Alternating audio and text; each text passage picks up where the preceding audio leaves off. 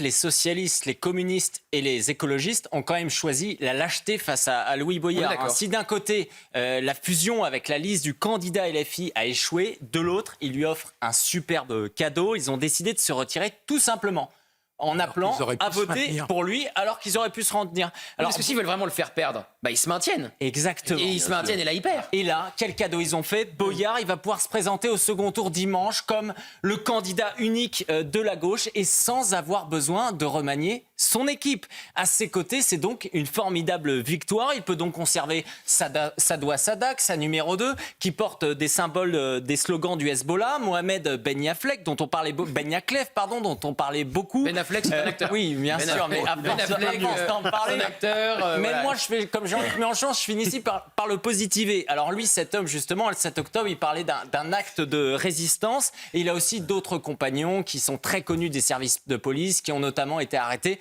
pour transport de stupéfiants et port d'armes blanches, rien que ça. Alors Louis Boyard, il aura littéralement marché sur les socialistes aujourd'hui en exigeant des excuses de leur part suite à leur critique à l'encontre de Mohamed Ben Yaflek. Imaginez un peu le PS qui pourtant est avare de courage. Hier, il avait dénoncé la présence de sinistres personnages sur la liste LFI, mais comme annoncé, Louis Boyard, il a réitéré son soutien à ses amis islamistes et il a exigé des excuses. Il a même indiqué ce matin finalement au Parti communiste qu'il ne souhaitait donc plus dealer avec ces socialistes. Donc il avait véritablement une loyauté envers cet homme qui soutenait l'imam salafiste de Pessac. Alors comme vous aimez les pronostics, Gauthier, voilà. Je sais que vous êtes très intéressé. Est-ce qu'il gagne aussi perd? Tout se jouera à 200 voix près. Rien n'est joué, surtout face à une droite divisée. On y est habitué, parce que le maire sortant, Gaudin, a choisi de se maintenir à la surprise générale. Donc la clé, ça sera la mobilisation des abstentionnistes. La droite, elle mise sur tout sauf Boyard. Mais Éric, vous êtes plus sceptique qu'hier, parce que hier, vous disiez il va perdre. Oui, là, il va perdre. Il y a cette peur, parce qu'avec Gaudin, il va pouvoir garder 200 ou 300 voix. Et ça va être ça la problématique. Mais il y a quand même un aspect très négatif. C'est quoi qui se passe ? Si Boyard gagne ou si Boyard perd, il y aura un homme qui sera, quoi qu'il en coûte, dimanche élu justement conseiller municipal. C'est Mohamed Ben Yaflek, puisqu'il est 7e sur cette liste, que les socialistes n'ont pas pu l'empêcher justement d'y être. Et donc, ça sera une victoire, quoi qu'il en soit. Richard Ramos, vous devez être... Ce qui me frappe, c'est l'impunité.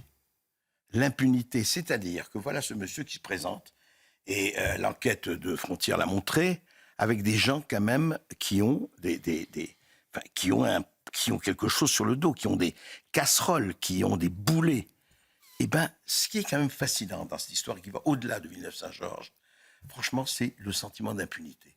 Oui, c'est ça. Qu'est-ce qu'il a dit, Louis Boyard? C'est intéressant. Ah ben, vous n'en voulez pas? Eh ben, moi, je les prends tous. Et il n'y a pas un problème. Ah, vous vouliez que je n'enlève pas, que j'enlève Ben Yaflek, etc. Pas question. Je le fais, je garde cela. Et il est cohérent avec lui-même.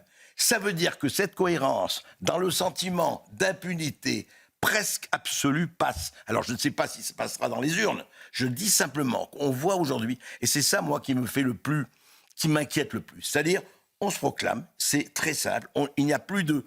On ne cherche pas des excuses, on ne cherche pas l'opacité, on ne cherche pas le faux-semblant. Non, on le dit, c'est comme ça. Ça ne vous plaît pas? Ce sera la même chose. Ça, c'est très préoccupant. André. Richard Ramos, attendez, c'est très joli de dire ça. Mais... Moi, je suis pour être... Mais enfin, ça fait 40 ans que tout le monde se couche, tout le monde passe sous la moquette, excusez-moi. Qu'est-ce qui se passe? Parce que vous parlez bien sûr que, attendez, on est beaucoup d'entre nous, moi, je peux dire aussi, je suis un travailleur immigré, je suis famille, pas du tout 100% français de souche, loin de là. Mais c'est pas le problème. Le problème est que si quelqu'un illégalement est en France illégalement et commet une infraction et commet une sanction, il faut le réprimander. Vous êtes d'accord? Vous l'avez dit. D'accord. Sauf que personne ne le fait. Sauf qu'on parle, ça fait 40 ans qu'on parle et qu'il n'y a rien. Vous avez vu l'OQTF? Mais vous avez raison. 6% d'OQTF exécutés. Mais vous avez raison. Voilà. Alors moi j'attends le ou les politiques qui prendront leurs responsabilités, les gens qui prendront leurs responsabilités, je les attends encore, je ne les vois pas. Éric, est-ce que vous saluez la démarche de Richard Ramos d'avoir 2 migrants en situation régulière chez lui? En général, on ne parle pas de migrants s'ils sont en situation régulière. Ce que j'aimerais souligner, c'est qu'une grande partie, presque la majorité... Merci de me modérer, Éric. Oui, ça m'arrive souvent. Je m'y attendais pas. Oui, sinon, attention. Non, c'était surtout ce qui était dit.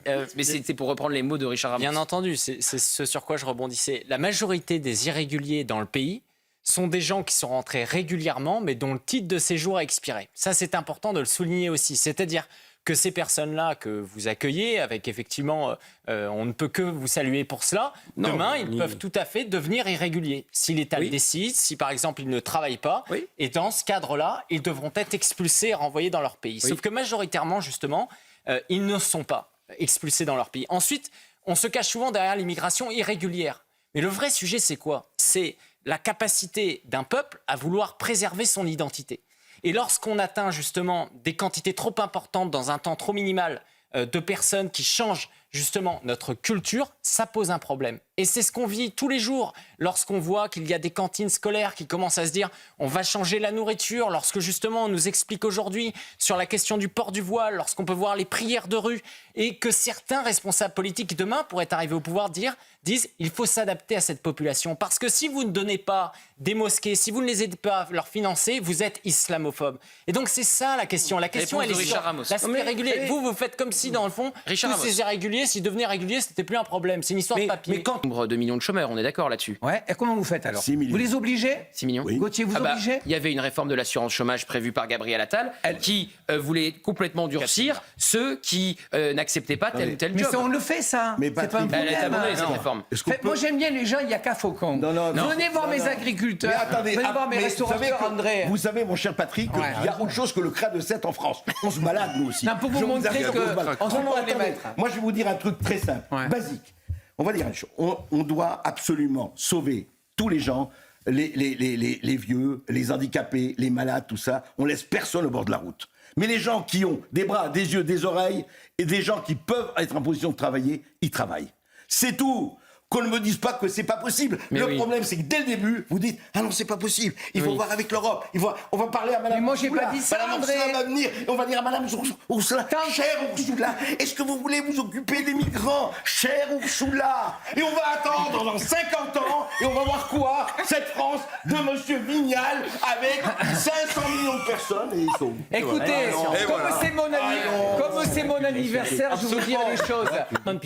Trump, il n'a pas discuté avec attendez, le Mexique monsieur, il avant de arrive- programmer son programme. Il est arrivé, il a dit on fait ça, on est d'accord. capable d'envoyer les forces spéciales on va voir ce qu'il pour va aller faire. Attendez, Oui, mais il annonce la Il va, couleur.